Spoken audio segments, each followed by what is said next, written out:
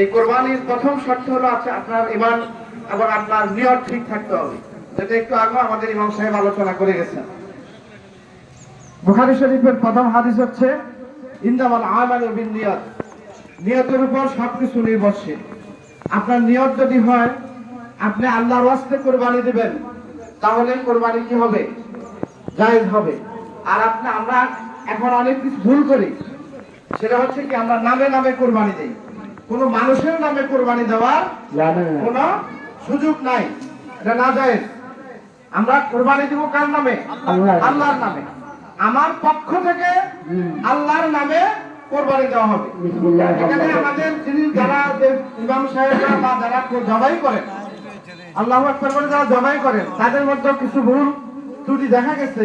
যদি ওনাদের ভুল ধরার এখতিয়ার আমার নাই, আমি তারপরে ওনাদেরকে বিনয়ের সাথে বলবো যে 7 শরিক 6 শরিক 5 শরিক 3 শরিক যে আমরা দেই, জাস্ট এই নামের পক্ষ থেকে আল্লাহর ওয়াস্তে, আল্লাহ বিসমিল্লাহ আল্লাহু আকবার।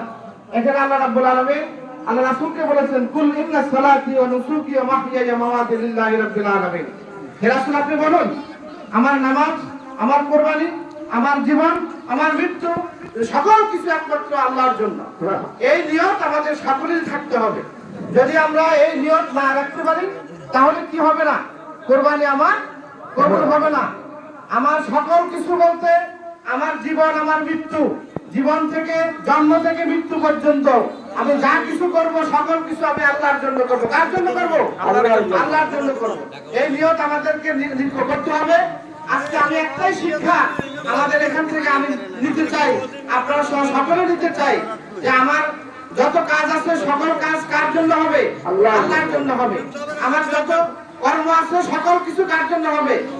আল্লাহর জন্য হবে।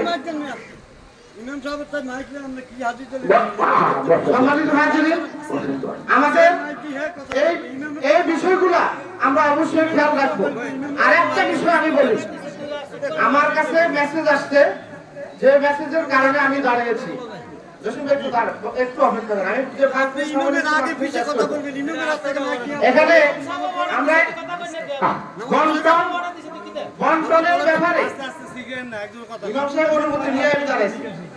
বন্টনের ব্যাপারে কিছু মিস ইউজ হয় আমাদের সমাজে। যেমন অনেকে বলছে আমাকে যে 7 শরিক কোরবানি দিচ্ছে, 8 ভাগ করতেছে, 7 ভাগ 7 জন দিচ্ছে, 1 ভাগ বাটোয়ারা দিচ্ছে। এটা হবে না, করতে হবে সম্পূর্ণটা 3 ভাগ। 3 ভাগের 1 ভাগ সম্পূর্ণ বাটোয়ারা যাবে, আর বাকি 2 ভাগের মধ্যে 1 ভাগ হচ্ছে আপনার আত্মীয় স্বজনের, আর 1 ভাগ হচ্ছে আপনার নিজের। আত্মীয় স্বজন এবং নিজেরটা আপনার কাছে থাকবে, আর বাকিটা 1 ভাগ আমরা বাটোয়ারা হিসেবে দিয়ে দিতে হবে। এই জিনিসটা আমরা অবশ্যই খেয়াল রাখবো, এটা যেন আমাদের ভুল না হয়। ওয়া মা তাওফীক ইল্লা বিল্লাহ। আসসালামু আলাইকুম ওয়া রাহমাতুল্লাহি ওয়া বারাকাতুহু।